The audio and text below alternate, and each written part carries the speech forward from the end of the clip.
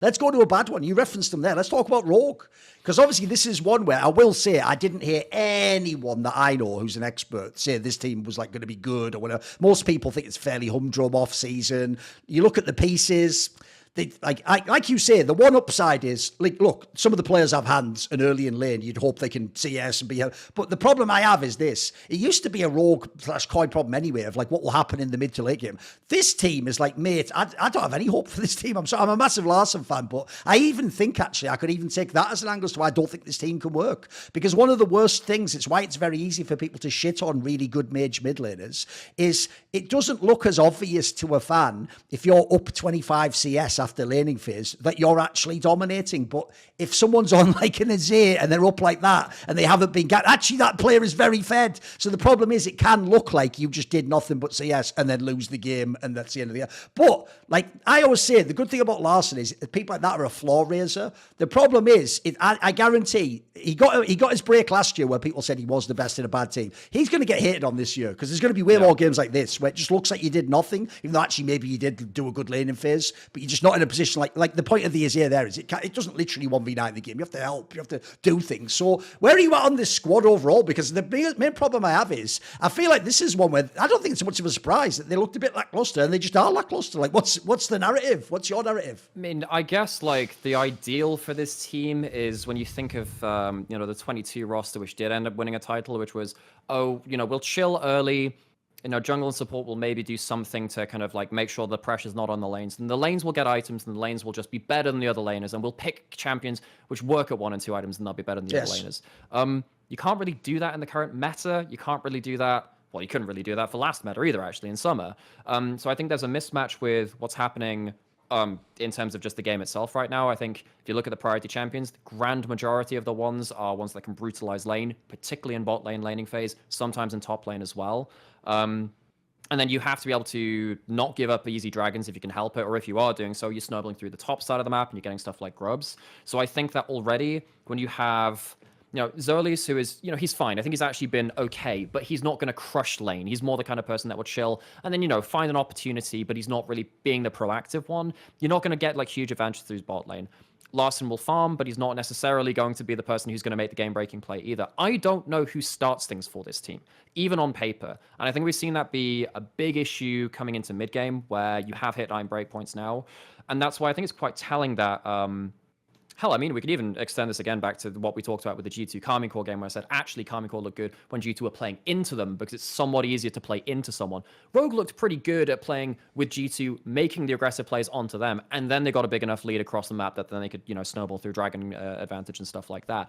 If you don't give Rogue easy responses, they don't have options. They really aren't a very inspired team right now. See what I... Yeah, but I think that Larson, in particular, this last week, I felt he doesn't understand what he's bringing to the team right now either. The Twisted Fate pick was not it. I think that highlighted even more so the proactive issues of this team, where you have a mid lane which has just a go button somewhere on the map, and it went to absolute crap after that point. I think that individually Larson's had some games which are game losing, where he's given up very early lane pressure. Obviously, the very first game of the split was, for some reason, randomly walking back into the mid lane, trying to greed for 1 mini of CS after he'd just been ganked, gets re-ganked, dies. That stuff is very, very poor.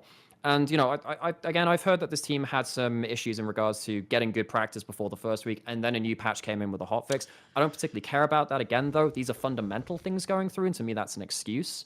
And, while I thought that before, I think Sagenda was pretty good at playing through laning phase and then getting towards 1 item, maybe getting a side lane advantage. I think that top lane in Europe has gotten to the point where you don't just instantly win through top lane now, particularly through, Photon's looking good, Broken Blade's still okay. I think Oscar Rinnan's had an awesome split so far. Sagenda's not going to be able... He's not like at the top of the list of top laners you're going to rely on to get an individual lead and carry. Larson's also struggling to... By the way, on that point, let me ask you about this, though, because on the Sagenda one, I actually would agree. Like, put it this way, here's the best example I would give of how I see, like, the difference in team cohesion and coaching. I actually think if you asked me, like, top Trump style Nymaera to give like rankings to the players, my card for Sagenda would probably be better than Adam's card, by the way. The difference is, though, they don't know how to play around Sagenda and ever get any CS lead, any kill. They don't know how to make him win a game. Like, the joke is he's almost like the old meme of Alfari. It's just in lane phase you see shit. After that, it's somewhat of like diminishing returns. So I think it's just an example as well of like, I don't think they know how to play around this guy, mate. It was the same when they brought him in. Because when they brought him in, the whole premise surely was he's not Odoamne, he's not just weak side 24/7. But then it always felt like they default to forcing him into that anyway. I mean, you see it now. He's on Cassante half the time again. Like, I don't get it, because in this team, if I'm them, like, surely one of my biggest strengths, my solo laners, like, let's get them ahead in lane and make them powerful. In regards to that too, something which I was hearing is that the introduction of Zoelise into this team as well means that they aren't playing towards pressure bot lanes, which means that maybe they can play towards top lane instead. Right. I haven't really seen that though. I think, you know, the last game they played was the versus Mad Koi, which was when Sagenda ended up picking up the Aatrox. That looked pretty well, but again, we've already talked about the TF issues with that one. But yeah, I mean, I think if you are seriously going to play towards this top lane, I haven't seen anything which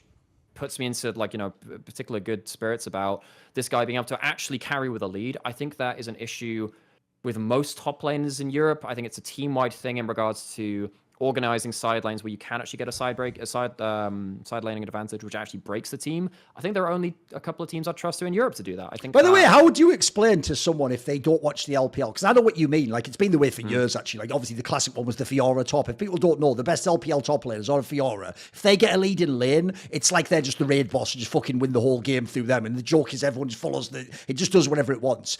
Like, in Europe, it almost looks like they get the kills and they get the CS in top, and then we still pretend like, right, you're still just like the PL for the team fight, though. We go back to like a 5v5 or so, or a dragon fight. Like, what would be the contrast? How would an LPL team use the leads that we don't see in LEC? Do you think? What's what part of the paradigm's missing? Do you think? So, actually, I think we can bring this to a similar kind of point about how the Lucian doesn't work in Europe as well. Sure. Because actually you haven't done the rest of the map setup to make sure that someone is isolated, in that case in mid lane. If you have a carry top laner, what you really want to do is make the enemy top laner feel like they can't stand under their turret if your job is to destroy turrets and get gold through that, or get them to the point where they have to fight with a numbers disadvantage or into a gold disadvantage into this top laner as well. I think a lot of it is about jungle and support, and sometimes mid lane as well, being able to drop like key wards in specific points to know that there is a timing window to get a good trade. I think that one thing you notice in Europe is that top laners with advantages sometimes feel like they have to cover elsewhere on the map. I think this was very apparent in SK versus Fnatic.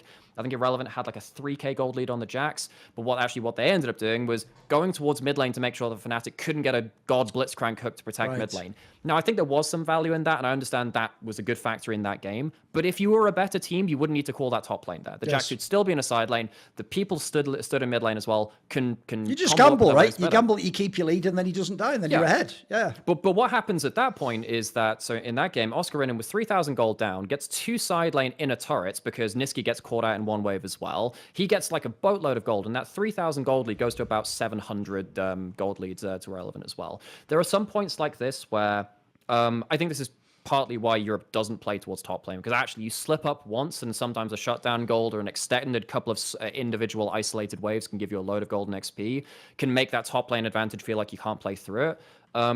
But yeah, I think that on the whole, it's kind of like a team-wide thing to not allow there to be like a single wave or like a moment of pressure lapsing from that top lane. You'll notice that, you know, someone like, so there was the EDG RNG match, which we saw earlier this week in the LPL.